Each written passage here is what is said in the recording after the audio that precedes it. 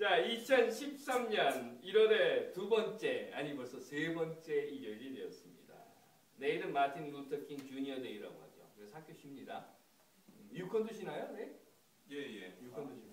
예. 내일은 쉬는 날이니까 조금 여유 있게 늦게 일어나시고 그리고 몸도 잘 관리하십시오. 그리고 오늘은 설교 후에 우리 교회 총회가 있습니다. 그래서 오늘 설교는 짧게 하도록 하겠습니다.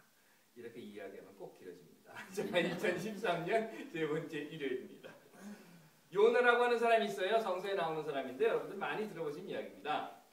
어느 날 하나님께서 요나에게 너 니느웨로 가라. 가서 그 사람들에게 너희들 이렇게 살면 혼난다. 이런 말을 전해라. 라고 했다고 해요.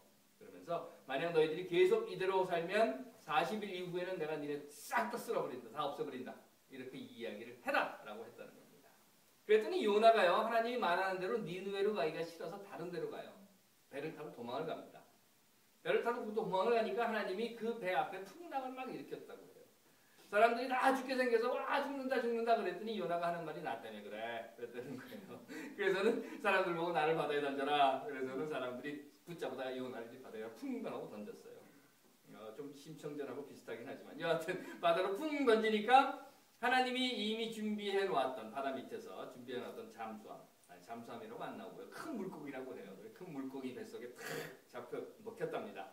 그리고 나서 3일 동안 그곳에 있다가 물고기가 다시 요나가 떠난 니느웨 해변가로 가서 거기다가 탕 하고 뱉어놨대요.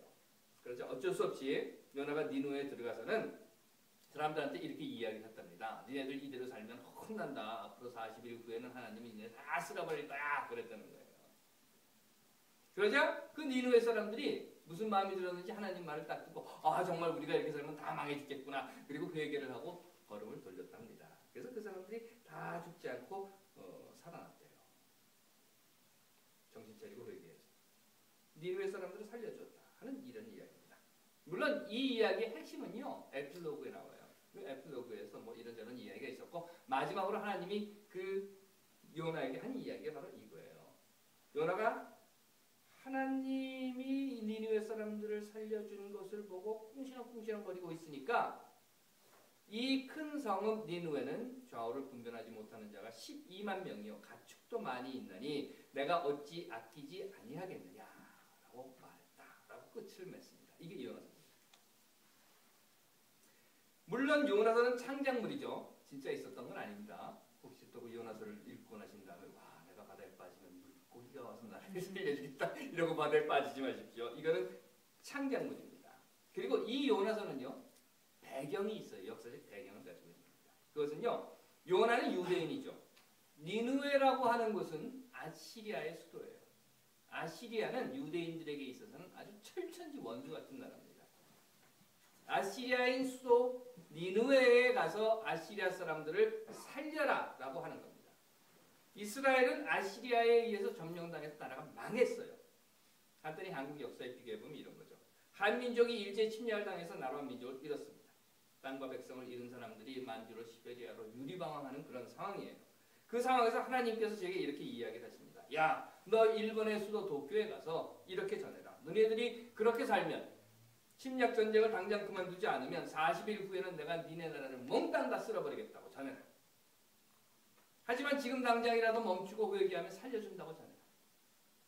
그렇다고 하면 글쎄 여러분들은 가서 그렇게 전하실지 모르겠지만 저는 안 그럴 것 같아요. 옳다 잘됐다. 내가 40일 동안 입 딱 다물고 가만히 있으면 40일만 지나면 저 철천지 원수들은 다 죽게 될 거예요. 어디 가서 40일 동안 숨어 있어요. 요나서의 배경은 이런 겁니다. 그래서 요나는 니느웨로 안 가고 다른 곳으로 도망을 가는 거예요.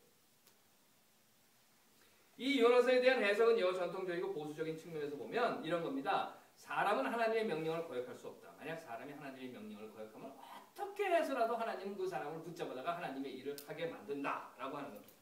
그래서 일부 목사들이 이런 이야기를 많이 해요. 요나서를 인용해서 내가 장사도 해봤고 공부도 해봤고 뭣도 해봤고 다 해봤는데 안 해본 것도 없이 다 해봤는데 하나님께서 이 모든 것을 다 못하게 막으셨다. 이거 이명박 어법이죠. 내가 안 해본 것 없이 다 해봤는데 이런 거예요. 그런데 하나님이 이 모든 것을 다 못하게 막으셨다. 그리고 다 망하게 시키셨다. 왜? 나를 목사 만드시기 위해서. 그래서 내가 목사가 됐다. 이런 얘기. 이 타이핑을 하면서 제가 가슴이 철렁한 것이 야, 이명박이 내가 이것도 해봤고 저것도 해봤고 대통령도 해봤는데 다 망했다. 이건 하나님께서 나를 목사를 만드시려는 거다 하고 또 목사 되겠다고 할지 철렁하대요. 여하튼간에 이런 해석이 있기도 하지만 역사적 입장에서 본다고 하면요, 이 요나서의 해석은 하나님의 사랑에 대한 거예요. 하나님의 사랑의 무한성에 대한 이야기를 하는 겁니다. 즉 민족이라고 하는 것을 넘어서 탈민족적인 하나님의 사랑, 하나님에 대한 유대인들의 사고를 전환시키기 위해서 쓰여진 글이 바로 이 글이라는 겁니다. 하지만 저는 오늘 이 요나서를 통해서 여러분들과 함께 좀 다른 측면에서 다른 모습의 요나서를 한번 볼까 하고 생각을 합니다. 그것은 뭔가 하면요, 요나서는 이미 앞에서 말씀드린 것처럼 철저한 민족주의자라고 하는 요나를 등장시켜서 만들어 놓은 줄거리인데, 하지만 이 요나가 가지고 있는, 아니 요나라고 하는 인물로 대표되고 있는 이 유대의 민족주의라고 하는 것은 철저하게 배타적이고 그리고 철저하게 자기들만의 폐쇄적인 민족주의였다는 것입니다. 그 말은 뭔가 하면 유대만 자라나야 돼요. 유대만 잘해야 되고 유대 민족만 우월한 민족이고 다른 민족들은 다 망해야 합니다. 그래서 전쟁을 하면 유대 민족이 이겨야 하고 다른 민족들은 다 죽어야 하는 이런 상황이었다고 하는 거죠. 이게 뭡니까? 선민사상이라고 하는 거예요. 우리 민족만 선택받은 백성들이다. 다른 민족들은 다 아니다 라고 하는 것이었죠. 다시 말해서 유대 민족만이 선택받은 민족이고 유대 민족만이 종교적인 우월성을 가지고 있고, 그렇기 때문에 다른 민족들은 모두 점령의 대상이고 멸망의 대상이 되어야 하고 오직 유대 민족만이 선택받은 유일한 민족이다 라고 하는 것이었습니다. 앞에서 말씀드린 배타적 민족주의의 정신을 가지고 있었던 유대 사람들을 향해서 지금 하나님께서 던지신 이야기예요.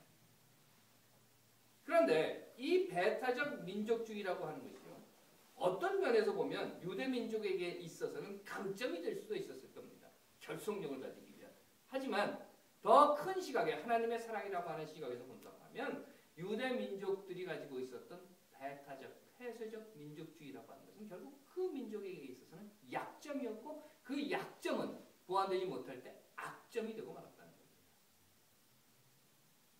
사람은 누구나 약한 부분을 다 가지고 있죠. 개인만 그럴까요? 아니에요. 가족도 마찬가지고 사회도 마찬가지입니다. 그런데 대부분은요, 그 악한 부분, 그 악점을 보지 못해요. 아니, 약점을 보지 못해요. 아니, 보려고 하지 않습니다. 그 결과가 약한 부분이, 약점이라는 것이 점점 묻혀지고 감춰지고 아닌가 보다라고 하는 생각으로 이어지면서 마침내는 악점이 되어버리고 만다는 겁니다. 성서에 나타난 등장인물들을 쭉 보시면 하나같이 약점을 가진 사람들이에요. 아브라함 어떻습니까? 글쎄요, 자기 아내가 얼마나 예뻤는지는 몰라요. 아내가 사라였는데, 사레라고 부르기도 하고, 다른 민족들이 있는 곳으로 가서 삽니다. 사는데 자기 아내가 너무 예뻐요.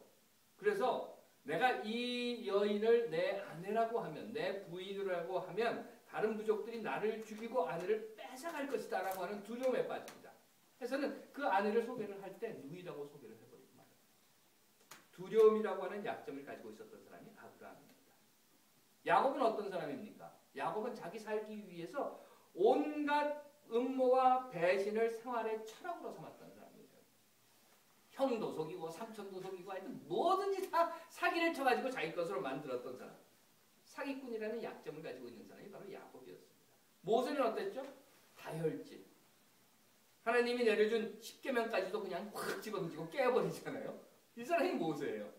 참 그런 거 보면 하나님도 묻어나지지 또 다시 만들어주셔요. 그거를 다시 또 두 개를.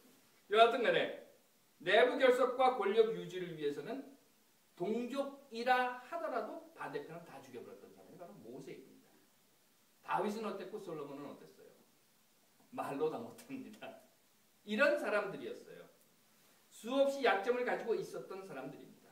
하지만 성서의 역사를 쭉 보시면 이 많은 약점을 가지고 있었던 등장인물들에게 있어서 약점을 약점으로 인정한 사람은 그 역사에 살아남고, 자신의 약점을 약한 부분이라고 인정하지 못하고 점점 감추고 숨김으로 해서 약점이 악점이 되고 만 사람은 마침내 역사로부터 그리고 하나님으로부터 버림받게 되었다라고 하는 것을 우리는 보았습니다. 한국 정치는 어떻습니까? 약점이 없습니까? 있죠? 아니, 많죠.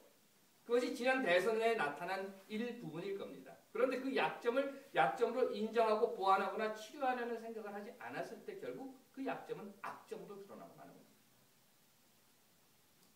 요나로 대표되는 유대 민족의 배타적 민족주의, 유대 민족의 최대 강점이 될 수도 있었겠지만 하지만 하나님의 시각에서 본다고 하면 그건 약점이었고 약점에서 더 나아가서 악점이 되어버리고 말았다는 겁니다. 우리들이 가지고 있는 어떤 모습을 볼 때 내 시각에서는 강점일 수 있어요. 선한 모습이라고 볼 수도 있어요. 하지만 또는 그렇게 믿을 수도 있을 거예요. 하지만 상대방의 시각에서 본다고 하면, 이웃의 시각에서 본다고 하면, 배우자나 가족이나 형제나 자녀의 시각에서 본다고 하면 그것이 약점, 아니 약점보다 더 나가서 악점이 될 수도 있다고 하는 것을 우리는 알아야 합니다. 제게도 약점이 있습니다. 당연하죠. 왜 없겠어요? 제 약점은 뭔가 하면요. 제가 어디 가서 외모로는 빠지지 않는다고. 이런 걸 요즘 자뻑이라 그런답니다. 자뻑. 그런데 제가 이 치열이 참 고르지 못합니다. 그래서 어디 가서 말을 하려면 이 치열이 고르지 못한데, 이쁘지 못한데, 이걸 보여주면 사람들이 뭐라 그럴까 이런 생각이 드는 거예요. 그래서 말하는 것에 항상 장애를 받습니다. 말을 할 때마다 이 치열이 고르지 못한 것이 제게 있어서는 이제 부담이 되는 거예요. 어디 가서 말을 못해. 그래서 한 번은 제가 제 아내에게 이런 말을 했습니다. 여보, 내가 어디 가서 말을 잘 못하겠어. 치열이 못나서 말을 하려고 입을 여는 게 자꾸 주저돼. 그랬더니 아내 하는 말이, 어이구, 그 말솜씨에 치열까지 보아봐라.